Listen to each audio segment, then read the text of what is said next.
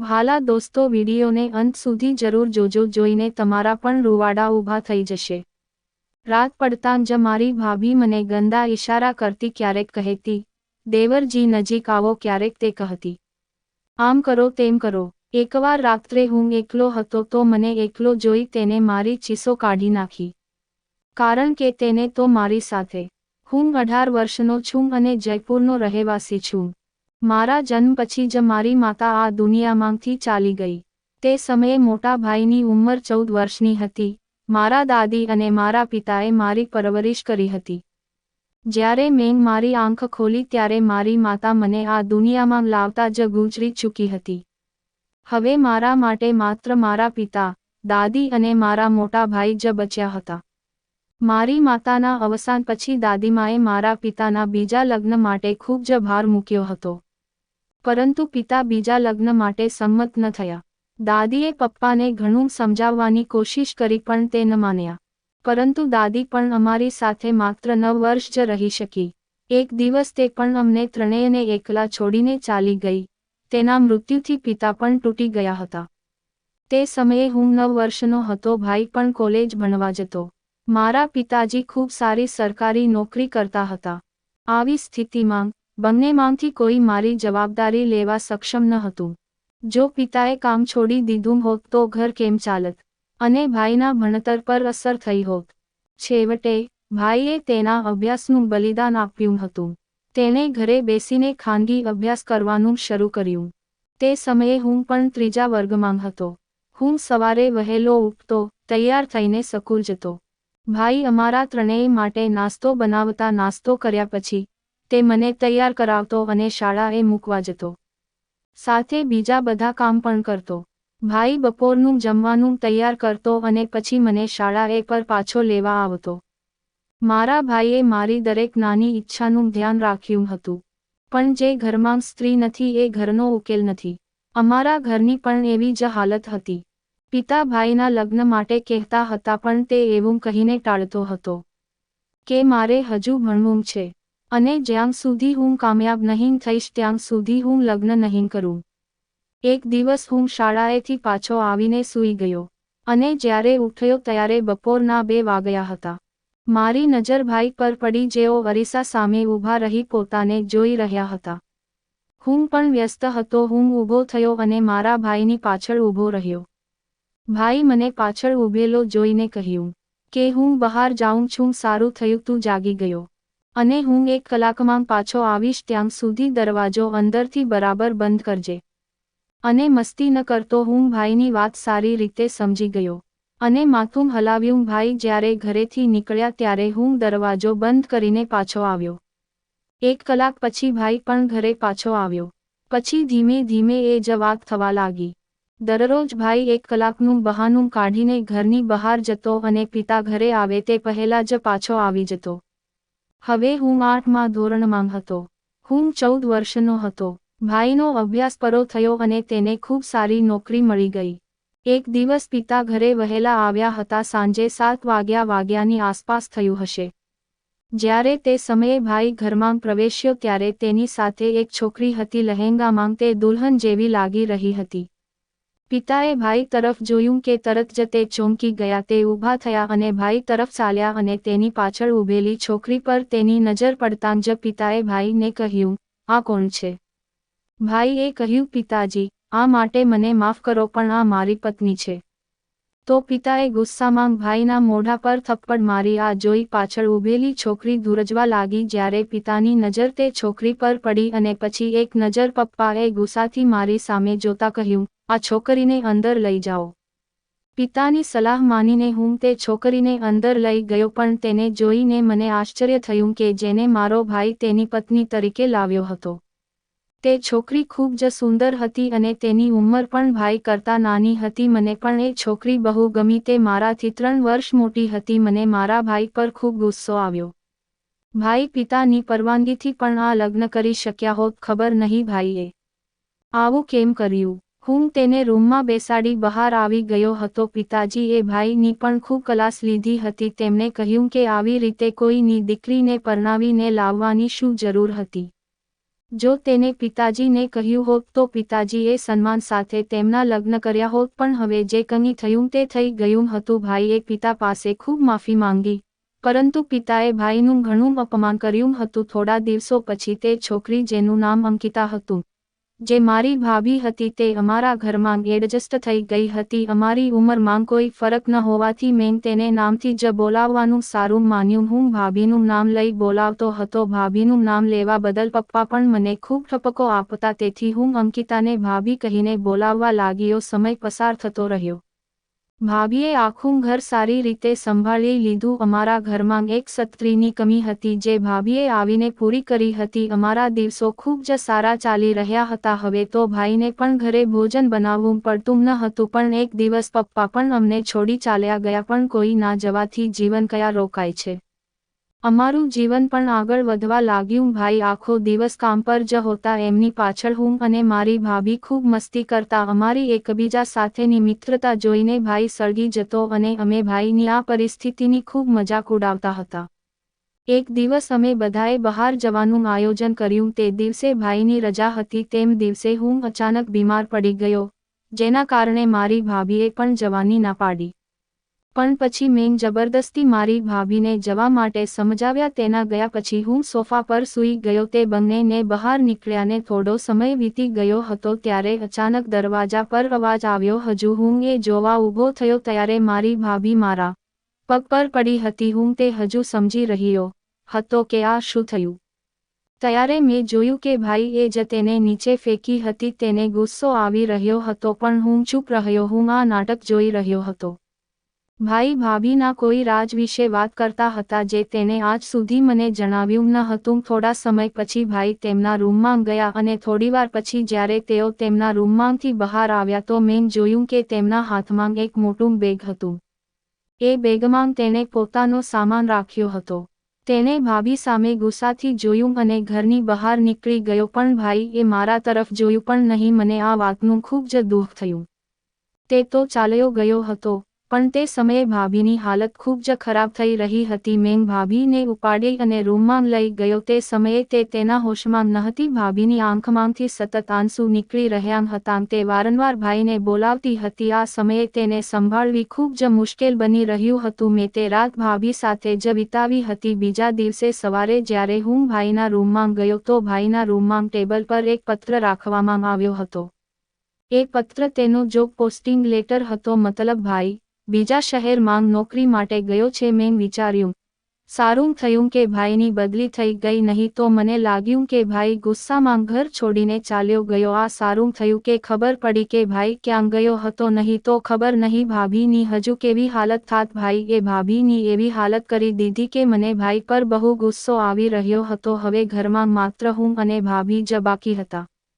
અમે બંને એકબીજાના સહારો હતા. ભાભી ભાઈને ખૂબ યાદ કરતી, પણ મને ભાઈની જરા પણ યાદ ન આવતી. ભાઈએ જે રીતે ભાભી સાથે વર્તન કર્યું, હું તેનાથી ગુસ્સે હતો. આમ દિવસો પસાર થઈ ગયા અને મેં મારું MBBS પૂરું કર્યું. હું ડૉક્ટર બનવા માંગતો હતો અને મને મારી ડિગ્રી મળી. હું ડિગ્રી લઈને ઘરે આવ્યો. હું આનંદથી ઉછળી પડ્યો અને ભાભીને મારી ડિગ્રી બતાવી અને કહ્યું, ભાભી જુઓ, હું ડૉક્ટર બની ગયો છું.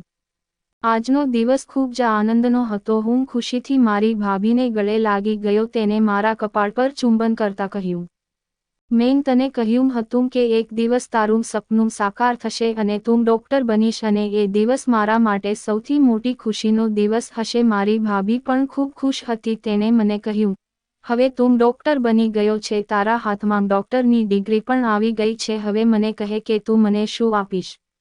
મેં મારી ભાભીને કહ્યું, તમે કંઈ પણ માગો, હું તમને આપીશ. ભાભીએ કહ્યું, ઠીક છે. મેં કહ્યું, હું આજે ખૂબ જ ખુશ છું અને આજે મારી ખુશીનો સૌથી મોટો દિવસ છે. તો ભાભીએ મને કહ્યું, ઠીક છે, તો આપણે ક્યાંક ફરવા જઈએ. મેં મારી ભાભીના ગળામાં હાથ મૂક્યો અને કહ્યું, ઠીક છે, જે હુકુમ મારી ભાભી.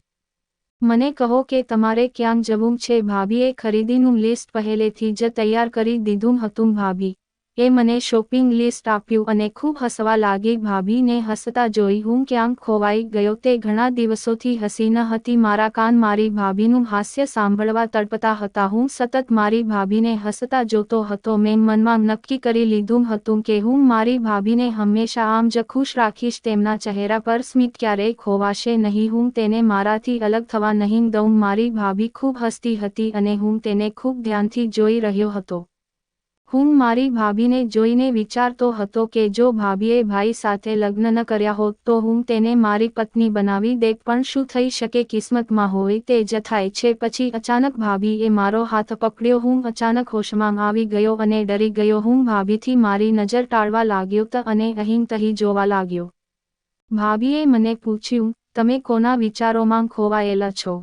એક વખત તો મને થયું હું ભાભીને બધું કહી દઉં, પણ પછી હું ચૂપ થઈ ગયો અને મારી ભાભીને જલ્દી તૈયાર થવા કહ્યું. મને કહ્યું પછી અમે બહાર જઈએ અને પછી હું પણ મારા કપડાં બદલવા અને તૈયાર થવા મારા રૂમમાં આવ્યો. લગભગ 15 મિનિટ પછી હું પોતાના ઘરની બહાર આવ્યો અને ગેટ બહાર મારી પાર્ક કરેલી બાઇક ચાલુ કરી અને 2-3 વાર હોર્ન વગાડ્યો. હોર્નનો અવાજ સાંભળતા જ ભાભી બહાર આવી અને તેમને આવતા જોઈ મારા મોઢામાંથી બ્યુટીફુલ નીકળી ગયું. અને પછી ભાભીના ઘરની બહાર આવીને મેં ઘરનો દરવાજો બરાબર બહારથી લોક કરી દીધો અને બાઇક પર બેસી ગયો અને ભાભી પાછળ આવી બેસી ગઈ અને મેં બાઇક ચાલુ કરી. હું ખૂબ જ ઝડપથી બાઇક ચલાવી રહ્યો હતો. તેના કારણે ભાભી બહુ ડરી ગઈ હતી. ભાભીએ મને કહ્યું કે બાઇકની સ્પીડ ઓછી કરો, પણ હું તેની સાથે વધુ મસ્તી કરતો હતો અને બાઇકની સ્પીડ વધારી રહ્યો હતો. થોડી વાર પછી મેં એક શોપિંગ મોલ સામે બાઇક રોકી. મેં ભાભીનો હાથ પકડી લીધો અને તેને પોતાની સાથે અંદર લઈ ગયો. તે પહેલા પણ ઘણી વખત અહીં આવી ચૂકી છે. તે ઘરમાં જે આત્મવિશ્વાસ સાથે રહેતી હતી, પણ તેણે ઘરની બહાર જવાની બધી હિંમત ગુમાવી દીધી હતી. પણ પછી મારો સાથ હંમેશા ભાભીને પ્રોત્સાહિત કરતો. જ્યારે તે મારી સાથે હોતી તે બધું ભૂલી જતી. મેં તેનો હાથ પકડ્યો અને ઘણી ખરીદી કરી. પછી અમે બંને યુટિલિટી સ્ટોર પર ગયા અને ત્યાંથી અમે પીવા માટે કેટલીક વસ્તુઓ ખરીદી અને ત્યારબાદ અમે ફિલ્મ જોઈ અને ડિનર કર્યું. પછી અમે બાઇક પર બેસીને અમારા ઘરે જવા નીકળ્યા. ભાભી મારી એકદમ નજીક આવી અને મને પકડીને બેઠી હતી. તે પછી હું મારી ભાભીને એક પાર્કમાં લઈ ગયો. ત્યાં જ ઘણી રાહત હતી. જે બાદ હું તેમને પોતાની સાથે લઈને ઘરે આવ્યો હતો. શિયાળાની ઋતુ હતી અને ઠંડી વધી ગઈ હતી. રાત્રે અમે બંને એકબીજાનો હાથ પકડીને ચાલતા હતા, પણ પછી ભાભીએ મારાથી હાથ છોડાવવાની ઘણી કોશિશ કરી, કારણ કે ચારે બાજુથી લોકો અમારી ટીકા કરવા લાગ્યા.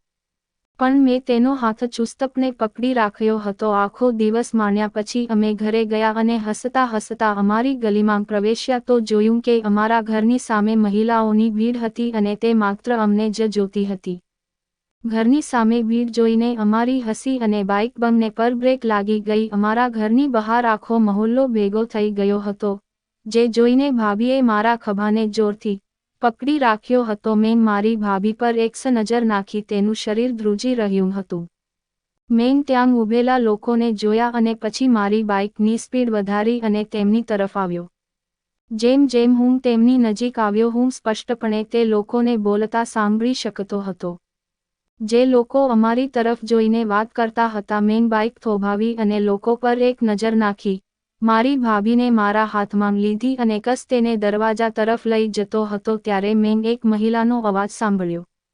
એ મહિલા કહેતી હતી, ઓહ ભગવાન, આ લોકોને તો શરમ જ નથી. આજે અમે આ લોકોને રંગે હાથે પકડ્યા. નહીંતર આ દેવર ભાભી શું રમત રમે છે તેની ખબર જ ન પડત. પછી બીજી સ્ત્રી પણ બોલી અને કહેવા લાગી, અરે બહેન, આમાં આ બાળકનો કોઈ વાંક નથી કે તેને તો માંગ વિના તેનું બાળપણ વિતાવ્યું છે. આખરે આટલી સમજણ તેને ક્યાંથી આવશે? અરે, આ તો આ નીચ સ્ત્રીને વિચારવું જોઈએ, જે પહેલા તેના માસૂમ ભાઈ સાથે પરણી ઘરમાં આવી અને હવે દેવર પર પણ ખરાબ નજર નાખે છે. અરે, તેના લક્ષણો સારા નથી, તેથી જ તેના પતિએ તેને આટલા વર્ષોથી જી છોડી દીધી છે. તેનો ઈરાદો સારો નથી. તે બંને આર ભાઈઓને કાબૂમાં રાખવા માંગે છે. આ પછી તે બીજો પુરુષ શોધશે. અરે, તેના જેવી સ્ત્રીઓ એક પુરુષ પર ટકી શકતી નથી. મને તો તેના ભાઈ પર તરસ આવે છે કે તેને તેના ભાઈની સંભાળ રાખવા માટે તેને અહીં છોડી દીધો હતો. જ્યારે તેને ખબર પડશે કે તેના ભાઈનું અહીં કેવું ધ્યાન રાખવામાં આવે છે, ત્યારે તેનું શું થશે હું તે બધાને જવાબ આપી શકતો હતો, પણ તે સમયે મને મારી ભાભીની ચિંતા હતી, જેનો એકમાત્ર સહારો તે સમયે હું હતો. હું હજી 1-2 ડગલાં ચાલ્યો હતો કે મેં કંઈક એવું સાંભળ્યું જેનાથી મારું લોહી ઉકળી ઉઠ્યું અને મારી ભાભી તેના હોશ ખોઈ બેઠી હતી. મને જેનો ડર હતો તે થઈ ચૂક્યું હતું. બધા મારી આસપાસ ભેગા થયા હતા. આ જોઈને પુરુષો તરત જ પાછા ફર્યા હતા અને સ્ત્રીઓ અમારી તરફ એમ જોઈ રહી હતી જાણે અમે દુનિયાનું સૌથી મોટું પાપ કર્યું છે. હું પણ આ બધું જોઈને ખૂબ જ નર્વસ થઈ ગયો હતો. શું કરવું અને શું ન કરવું એ મને સમજાતું ન હતું. જો કોઈને સત્ય ખબર પડશે તો કોણ જાણે શું થશે. અત્યારે તો લોકો માત્ર વાતો કરતા હતા, ખોટી વાતો, ગુમ હતા, પણ ખબર નહીં કેમ હું કયા વિચારોમાં ખોવાઈ ગયો હતો. હું કશું સમજી શકતો ન હતો. એવું લાગતું હતું કે હું મોટી મુશ્કેલીમાં છું. ભાભી બેભાન થઈ ગઈ હતી. હું તે બધા લોકોની પરવા કર્યા વિના ભાભીને ખોળામાં ઊંચકીને ઘરનો દરવાજો ખોલ્યો. તેને તેના રૂમની અંદર સુવડાવી અને પછી ફરીને બધાના મોં પર ઘરનો દરવાજો બંધ કરી દીધો. જો હું ઈચ્છતો હોત તો હું અહીં અને અત્યારે દરેકને યોગ્ય જવાબ આપી શક્યો હોત, પરંતુ આ સમયે હું માત્ર શાંતિ ઈચ્છતો હતો. હું અંદર ગયો અને મારા રૂમમાં જવાને બદલે હું ભાભીના રૂમમાં ગયો અને તેના પલંગ પર બેઠો. હું વિચારતો હતો કે આવતીકાલનો સૂર્ય મારા માટે કેવું તોફાન લઈને આવવાનો છે. મને ખબર નથી કે હું મારા મનમાં કેવા પ્રકારની વાતો વિચારી રહ્યો હતો. હું વિચારી રહ્યો હતો કે હું મારી ભાભીને ખુશ કરવાનો પૂરો પ્રયાસ કરીશ, પરંતુ વિસ્તારના લોકોએ અમારી ખુશીને નજર લગાવી દીધી. મેં જોયું કે ભાભી ફરી હોશમાં આવી રહ્યા હતા. તે હજી ધ્રુજી રહ્યા હતા. મેં તેને સહારો આપીને બેસાડ્યા અને ઝડપથી જગમાંથી પાણી કાઢીને ભાભીને આપ્યું. ભાભીને સાંત્વના આપ્યા પછી હું કિચનમાં ગયો અને ભોજન ગરમ કરવા લાગ્યો. આ બધું મારા કારણે થયું હતું કે ભાભી બેહોશ થઈ ગઈ હતી. મેં ભાભીને ઠંડા જ્યુસમાં ઊંઘની દવાઓ નાખી આપી હતી. મેં કિચનમાં જઈને ઊંઘની ગોળીઓનો ડબ્બો કાઢ્યો અને તેને ખોરાકમાં ભેળવી દીધી. જમ્યા પછી ભાભીને ખૂબ જ હળવાશ લાગી. પછી હું પોતાના રૂમમાં જઈને સૂઈ ગયો. બીજા દિવસે સવારે જ્યારે હું જાગ્યો તો જોયું કે ભાભી કિચનમાં કામ કરી રહી હતી. તે નાસ્તો બનાવી રહી હતી. મેં ભાભીને ગુડ મોર્નિંગ વિશ કર્યું અને તેમની તબિયત વિશે પણ પૂછ્યું અને થોડીવાર પછી હું જઈને ડાઇનિંગ ટેબલ પર બેઠો. મેં વિચાર્યું કે ગઈકાલે ભાભીના ઠંડા પીણામાં દવા ભેળવી તે સારું થયું નહીં તો કોણ જાણે શું થાત. અને ભાભી રડીને પોતાની તબિયત ખરાબ કરી દેત. પછી મેં ટીવી ચાલુ કર્યું અને સમાચાર જોવા લાગ્યો. ત્યારે અચાનક ડોરબેલ વાગવા લાગી. હું સમજી ગયો કે આજુબાજુના લોકો આવી રીતે ચૂપ નહીં રહે, પરંતુ આ લોકો આટલી વહેલી સવારે આવીને આવા નાટક કરશે મેં વિચાર્યું ન હતું.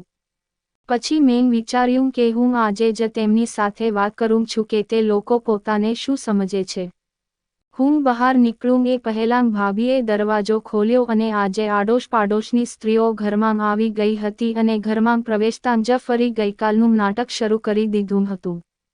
તે તેના પર લાગેલા આરોપ તો ચૂપચાપ સહન કરી રહી હતી, પરંતુ જ્યારે લોકો એ મારું કરી રહી હતા, પરંતુ જયા લાકા મારું નામ લીધું ભાભી તો તેના પર વરસી પડી. હું તો ભાભીના ચહેરા તરફ આશ્ચર્યથી જોઈ રહ્યો હતો. તે લોકોને કેટલી ઝડપથી જવાબ આપી રહી હતી. ભાભીએ પોતાની વાતથી બધાનું બોલવાનું બંધ કરી દીધું હતું અને થોડી વાર પછી બધા મૌન લટકાવીને ત્યાંથી પાછા ચાલ્યા ગયા. તે દરવાજો બંધ કરી અને અંદર આવી તેને પહેલા પાણી પીધું અને મને નાસ્તો આપ્યો. નાસ્તો કરીને હું મારા રૂમમાં ગયો. થોડા સમય પછી પાછો આવ્યો હતો. જોયું કે ભાભીના હાથમાં મોબાઈલ હતો. ખબર નહીં તે મારા મોબાઈલ પર કોની સાથે વાત કરતી હતી. પછી મને અચાનક યાદ આવ્યું કે હું આટલો બેદરકાર કેવી રીતે હોઈ શકું. ભાભી હવે મારા વિશે બધું જાણી ગઈ હતી. ખબર નથી કે તે શું વિચારી રહી હશે. હું પોતાના જ વિચારોમાં ખોવાયેલો હતો. જી પછી ભાભી મારી સામે જોવા લાગ્યા. હવે હું ખરાબ રીતે ફસાઈ ગયો હતો અને ખોટું પણ બોલી શકતો ન હતો. હવે બહાર નીકળવાનો એક જ રસ્તો હતો કે તેને સત્ય કહેવું, પરંતુ ભાભીની પ્રતિક્રિયાઓ મને ખૂબ જ જોખમી લાગી. જાણે તેઓ બધું જ જાણતા હોય એવું લાગતું હતું. મેં માથું નમાવી લીધું હતું. આ સિવાય બીજો કોઈ વિકલ્પ ન હતો. ભાભીએ મારો મોબાઈલ સોફા પર ફેંક્યો અને પોતે દરવાજો ખોલવા ગઈ. મેં ઝડપથી મારો મોબાઈલ ઉપાડ્યો અને મારી પાસે રાખ્યો. આ પહેલા તેઓ મારા બીજા રહસ્ય વિશે જાણતા સારું થયું કે કોઈ દરવાજે આવી ગયું. ત્યારે અચાનક ભાભીનો અવાજ આવવા લાગ્યો. હું ઝડપથી દરવાજા તરફ દોડ્યો, પણ જે દરવાજે ઊભું હતું તેને જોઈ હું મારી આંખો પર વિશ્વાસ કરી શકતો ન હતો. મારા સપગ નીચેથી જમીન નીકળી ગઈ, કારણ કે મારી સામે મારો ભાઈ ઊભો હતો. મેં ભાગી અને તેને ગળે લગાડ્યો. અમે બંને ભાઈઓ એકબીજાને ગળે લગાડીને લાંબા સમય સુધી રડ્યા અને હું મારા ભાઈ સાથે અંદર આવ્યો. ભાભી હજી શોકટ ત્યાં જ ઊભા હતા. છેવટે ભાભીને મારે જ લેવા જવું પડ્યું અને હું તેને અંદર લાવ્યો અને થોડી વાર પછી હું મારા મિત્રના ઘરનું બહાનું કરી ઘરની બહાર નીકળી ગયો, જેથી તે બંને એકબીજા સાથે ખુલીને વાત કરી શકે અને ભૂતકાળની તમામ ભૂલોને ભૂલી શકે અને નવું જીવન શરૂ કરી શકે છે. કોઈ પણ રીતે મેં ભાઈની અમાનત તેને સોંપી દીધી હતી. હવે હું લોકોને ભાભીના જીવન વિશે પણ જણાવવા માંગુ છું. ખરેખર મારી ભાભી તવાઈફ હતી. નાનપણથી સમજ તે આવી નહોતી, પણ કદાચ આવું હોવું તેનું નસીબ હતું. તે અનાથ હતી. જ્યારથી તે ભાનમાં આવી ત્યારથી તેણે પોતાને ઘરે ઘરે ઠોકર ખાતી જોઈ. જ્યારે તે 5 વર્ષની થઈ ત્યારે એક પરિવારે તેને દત્તક લીધી અને તે પરિવાર સાથે રહેતી હતી. છેવટે તેને તેના માતાપિતાનો પ્રેમ મળે તે પરિવાર સાથે તેમના ઘરે રહેતી હતી. પ્રથમ થોડા વર્ષો કેકર જેણે તેને દત્તક લીધી તે ખૂબ જ સારા અને અમીર પરિવારમાંથી હતા અને તેને ભાભીને પોતાનું નામ આપ્યું હતું. પરંતુ જેમ જેમ ભાભી યુવાન થઈ ગયા, ત્યાં ઘણા લોકો એવા હતા જેઓ તેમની સુંદરતાની ઈર્ષ્યા કરતા હતા. ભાભી બાળપણથી જ ખૂબ જ માસૂમ લાગતી હતી અને જે પરિવાર તેને પોતાની સાથે લઈ ગયો હતો તે સંયુક્ત કુટુંબ હતું. ત્યાં તેમના પિતાના ભાઈની દીકરીઓ પણ હતી, પણ તે ભાભી જેટલી સુંદર ન હતી. ભાભી બહુ સુંદર હતી, તેથી જ જ્યારે તે છોકરીઓના સંબંધની વાત આવે ત્યારે તેઓ તે છોકરીઓને બદલે ભાભીને પસંદ કરતા. તેથી એક દિવસ તે છોકરીઓની માતા ભાભીને કોઈ બહાને તેમની સાથે ઘરની બહાર લઈ ગયા અને રસ્તા પર તેને બેહોશીની દવા સૂંઘાડી. એ પછી ભાભી બેભાન થઈ ગયા અને જ્યારે તેની આંખો ખુલી ત્યારે તે કોઠે પહોંચી ગઈ હતી. તે મહિલા તેની પુત્રીઓનો બદલો લેવા માંગતી હતી, તેથી તે જાણી જોઈને ભાભીને કોઈ બહાને ઘરની બહાર લઈ ગઈ હતી અને પરિવારને બહાનું કાઢ્યું કે તમારી દીકરી ખોવાઈ ગઈ. તે મારો હાથ છોડીને ક્યાં ગઈ તે ખબર નથી. ભાભીના સોતેલા માતા પિતાએ તેને શોધવાનો ઘણો પ્રયાસ કર્યો, પરંતુ તે ક્યાંય મળી ન હતી. ભાભીના સોતેલા માતા પિતાએ તેને દરેક જગ્યાએ શોધવાનો પ્રયાસ કર્યો હતો, પણ ભાભીની કંઈ ખબર પડી નહીં. તેને પોલીસમાં ફરિયાદ પણ કરી હતી. હું ભાભીના સત્ય વિશે પહેલેથી જ જાણતો હતો. હું જાણતો હતો કે ભાભી તવાઈફ છે. મેં તેને 12માં જોઈ હતી, પણ તે ભાઈને કેવી રીતે મળી અને કેવી રીતે ભાઈએ ભાભી સાથે લગ્ન કરીને તેને ઘરે લાવ્યો હતો તે વિશે મને કંઈ ખબર ન હતી. પણ ભાઈને ભાભીની વાસ્તવિકતાની ખબર નહોતી. પણ જે દિવસે ભાઈ ઘરેથી ગયો તે દિવસે ભાઈને ભાભીની સત્યતાની ખબર પડી અને ભાભીનો ખૂબ કલાસ લીધો. કલાસ તો મારી પણ લીધી, પણ તે દિવસે ગુસ્સામાં ભાઈએ મને કંઈ કહ્યું નહીં અને તેના ગયા પછી ભાભી બહુ ઉદાસ થઈ ગયા. ડોક્ટરે કહ્યું કે તે આ ડિપ્રેશનમાંથી ક્યારેય બહાર નહીં આવી શકે. તેથી જ મેં તેની વધુ કાળજી લેવાનું શરૂ કર્યું, પરંતુ મારી મહેનત અને પ્રયત્નોને કારણે તે સારી થવા લાગી. હું હંમેશા તેમની સંભાળ રાખતો હતો અને ખબર નહીં લોકો અમારા પર કેવા આરોપો લગાવી રહ્યા હતા. ભાઈ 2 વર્ષ પછી ઘરે પાછો આવી ગયો હતો. આ વિશે વિચારીને મારી આંખોમાં આંસુ આવી ગયા. હવે મને મારા સંબંધો પાછા મળી ગયા હતા અને હું તેમની સાથે ખુલીને જીવવા માંગતો હતો. પણ હવે આ મારા માટે શક્ય નહોતું, કારણ મારે મારી ટ્રેનિંગ માટે શહેરની બહાર જવું હતું. તેથી હું મારા રૂમમાં ગયો છે અને મારું પેકિંગ શરૂ કર્યું. ભાભીને આજે સવારે આ વાતની જાણ થઈ, જે વિશે મેં તેમને કહ્યું ન હતું. હું મારી ભાભીને એકલી છોડવા માંગતો ન હતો. આ કારણોસર મેં મારી ટ્રેનિંગ રદ કરી હતી અને મારી ભાભીને ફોન પર આ વિશે જાણ થઈ હતી. મારું આ સત્ય છે જેના વિશે ભાભીને મોબાઈલ દ્વારા ખબર પડી. મારા એક મિત્રએ ફોન કરીને મારી જ ભાભીને કહ્યું હતું કે અંકુશ ટ્રેનિંગ માટે જવાની ના પાડી રહ્યો છે. છેવટે તે તેનું સપનું હતું, પરંતુ તે તમારી ચિંતાને કારણે તમને એકલા છોડવા માંગતો નથી. હું સાંજે ઘરે પાછો આવ્યો ત્યારે મેં જોયું ભાઈ અને ભાભી મારી રાહ જોઈ રહ્યા હતા. ભાભી રડતી હતી અને તેની આંખો સોજી ગઈ હતી. એવું લાગતું હતું કે તે મને ઠપકો આપવા તૈયાર છે. હું જઈને બંને પાસે બેસી ગયો અને પ્રેમભરી નજરે જોવા લાગ્યો. હું મારા ભાઈ અને ભાભીને મારા માતા પિતા સમાન સમજતો હતો. ભાભીએ મને સાચી માં જેવો પ્રેમ અને સ્નેહ આપ્યો હતો. તેથી જ હું મારી ભાભીને ક્યારેય એકલી છોડવા માંગતો ન હતો. પણ સારું થયું કે ભાઈ પોતે ઘરે પાછો આવ્યો. હવે હું અહીંથી મારી ટ્રેનિંગ માટે જઈ શકતો હતો.